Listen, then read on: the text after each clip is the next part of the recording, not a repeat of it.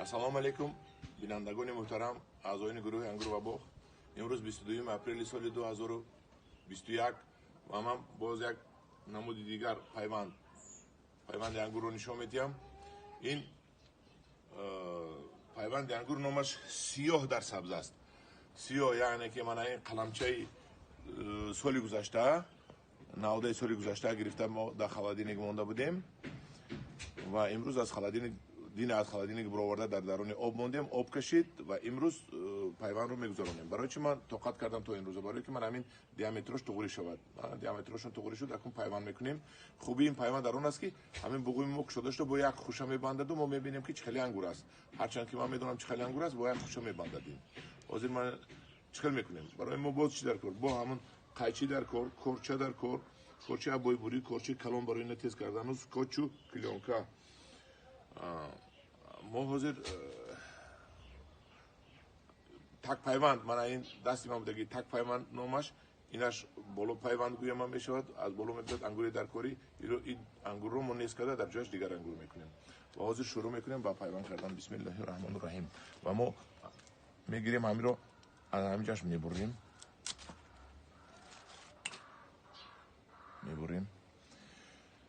ин қаламчаи соли гузаштагиро ман анам хел тез мекунем нукашро.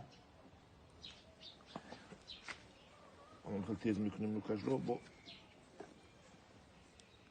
як тарафаш ғавз омдааст.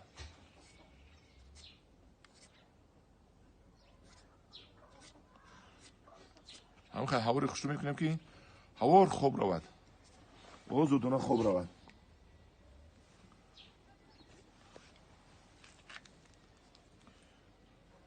абрабод кам кунем, нақстар мешад на аз бобомоно. инам ҷони зинда ку микроб надурояд. ва ба паҳмияш чок мекунем. ана об рехсода аст. ин ҳозир вақти обкашияш ва иро оҳиста чок мекунем ки агар сахт чок кунем вай давида мерава. ин сабз ки ҳастай давида мерава. кошаро як тараф мемонем барои безопасность ва боло пайвандамонро дар дохили так пайванд ҷой мекунем ва амхел мебарем то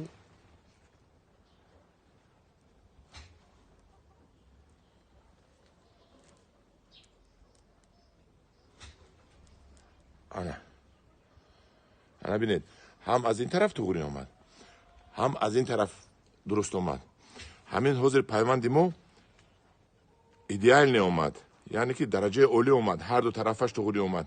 агар ин борик мешуд, як тарафаша туғурӣ мекардем, лекин ҳар ду тарафаш туғурӣ омад. ин беҳтарин пайванд шуд. акун мо иро бо стрич пленка метобонем.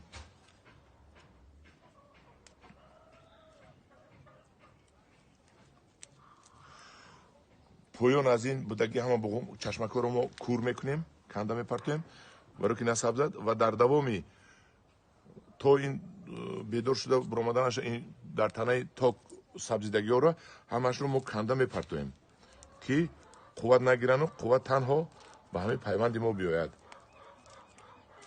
ва анам хел аз поён сар карда то бонда мебиёем ки як қатра оби ин начакад, набурояд. плотна то чиқати плотна чӣ мешуд? ҳамин зич карда то бонда мебиёем. аз поён боло мана ҷои пайванда расидем. ҳамхел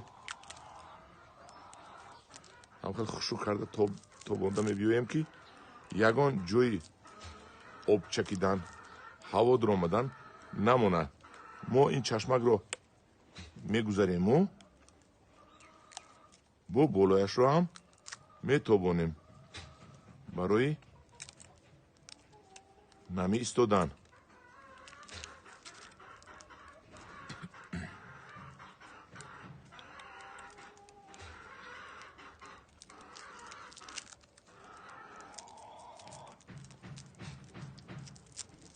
манам хел бо поён мерем то бонда. чашмак дар ҷояш.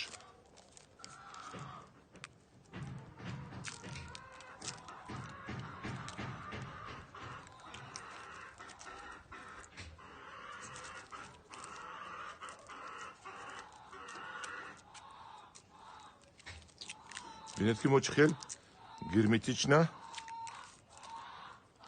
печондем.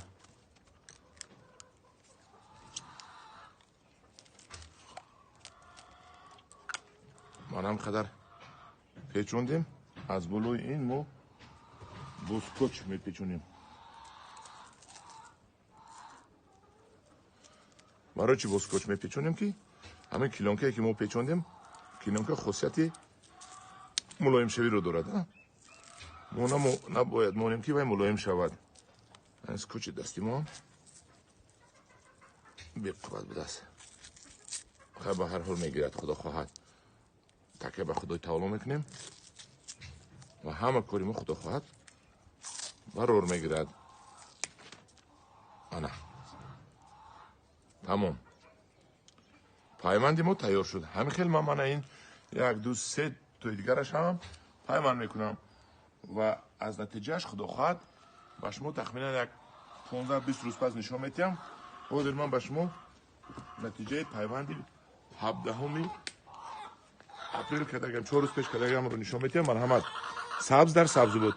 набинед гирифтагӣ аст. аллакай манам бар кард, дута бар кард. инаш ҳам гирифтагӣ аст мана. ин худо хоҳад ин ҳамин сол мумкин 1 метр зиёдтар давад. ҷавонмардо ёд гиред пайванд карданаро дар хонатон ангуротонро ба ангурои хушсифат иваз кунедтон. бисёр одамо ҳастанд ки ба ман менависанд ки ангуромон пир шудааст ё ки бесифат ҳастанд.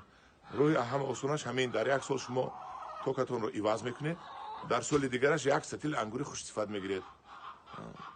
дар ҳоле ки шумо вайро дорузанеду нигоҳубин кунеду аз хафояш шавед. ба ҳамин навори мо ба охир мерасад. дар паноҳи худо бошед.